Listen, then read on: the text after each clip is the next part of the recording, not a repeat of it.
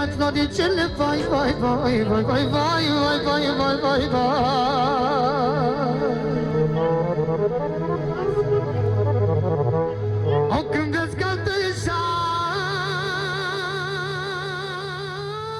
Ça va d'ici jusqu'à la voiture bleue. Donc là, toutes ces personnes-là déménageront demain. Et là, on est avec Marcella, qui est une maman célibataire d'un petit garçon, donc avec Samuel, qui est actuellement à l'école, et donc qui va sur la plate demain. Je suis seule avec les enfants et je suis contente pour les douches, je suis contente pour tous. Et en fait, parce qu'ici, c'est pas normal, mon fils il est malade. En fait, je suis contente. Ici, c'est misère, en fait, pour les enfants, pour tout le monde. C'est normal. Qu'est-ce que tu aimerais avoir après? Qu'est-ce que tu aimerais avoir? Après, je veux un appartement avec les enfants. Je vais rester en appartement parce que je travaille. Et... Vous faites quoi? Vous travaillez? Des ménages.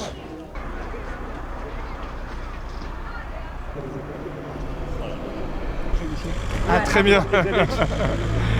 Bonjour.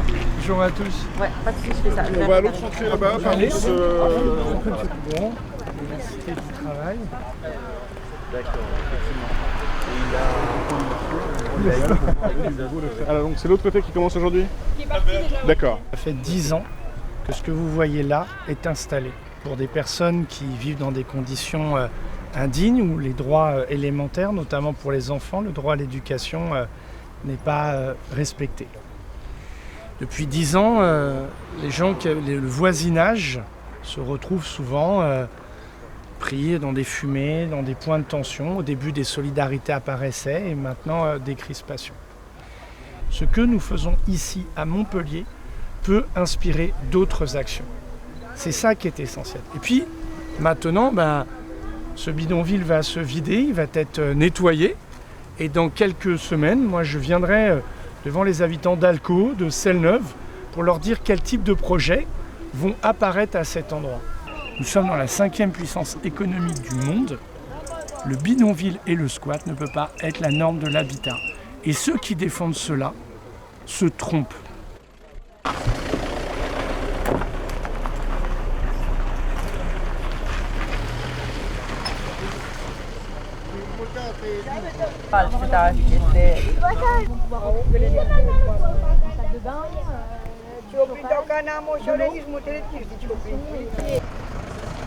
Elle est là, Marcella? Non, elle est partie travailler? Elle est partie travailler. Travailleurs sociaux qui m'appellent au fur et à mesure parce qu'effectivement on a des départs très réglés toutes les demi-heures et donc là c'est les derniers petits réglages de j'ai récupéré cette famille, est-ce que c'est bon, j'en récupère d'autres au passage ou pas. Les baraques sont faites de briques et de broc, ils ont constamment l'eau qui s'infiltre, le froid qui rentre, voilà, des conditions de vie très difficiles et qui ne sont pas dignes et donc l'important pour nous c'est de pouvoir leur proposer quelque chose aujourd'hui de digne et un lieu de vie dans lequel ils vont pouvoir se poser pour appréhender leur projet de vie sur Montpellier et en France. C'est assez catastrophique pour nous de voir des gens se retrouver à vivre dans une situation en 2022, dans une ville comme Montpellier, dans une situation aussi catastrophique que pouvait offrir malheureusement ce bidonville. Donc à niveau de Coalia, on est très heureux d'avoir participé à essayer de trouver une solution et de pouvoir redonner déjà un logement beaucoup plus digne à ces personnes, à tous ces enfants, parce qu'il y a énormément d'enfants sur le site, et puis surtout de faire en sorte de les accompagner vers d'autres types de logements, plus ce qu'on appelle de droit commun, classique, puisqu'un certain nombre d'entre eux ont des revenus, travaillent et donc n'ont rien à faire aujourd'hui dans ce bidonville. Je veux pleurer quand on va partir. Ah bon, pourquoi? Parce qu'on avait beaucoup de... On a resté beaucoup de temps là. Combien de temps t'as habité ici toi? 4 années. Hey!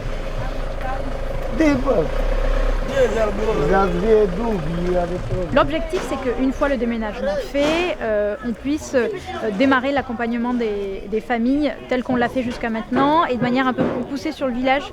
Donc on leur propose un accompagnement global avec un aspect plutôt systémique où on prend la famille dans sa globalité avec toutes les problématiques et on traite toutes les problématiques en même temps et pas seulement une.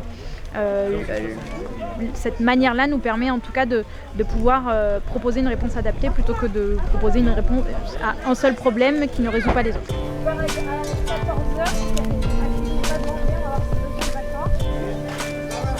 J'arrive. Mercredi. Oui. Oui, c'est bon.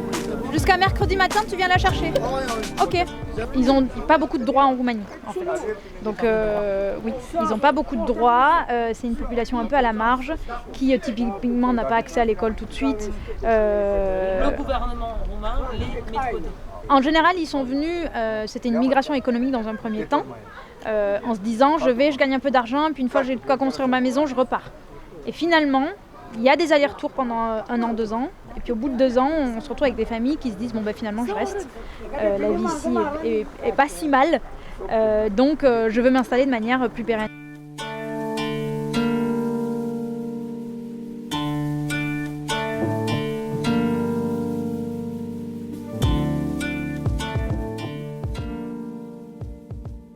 Dans 2 ans, avec le travail très intensif que nous faisons, ces gens-là ces occupants seront en situation de travailler. C'est très important d'avoir à l'esprit que ce n'est pas qu'une opération matérielle que nous menons aujourd'hui. Ce n'est pas juste la résorption de ce bidonville et le transfert dans des logements modulaires décents. C'est aussi un énorme travail social qui a déjà commencé et qui va être décuplé pendant ces 2 années sur le village de transition de la Serrerette. C'est ça aussi qui explique le coût de l'opération.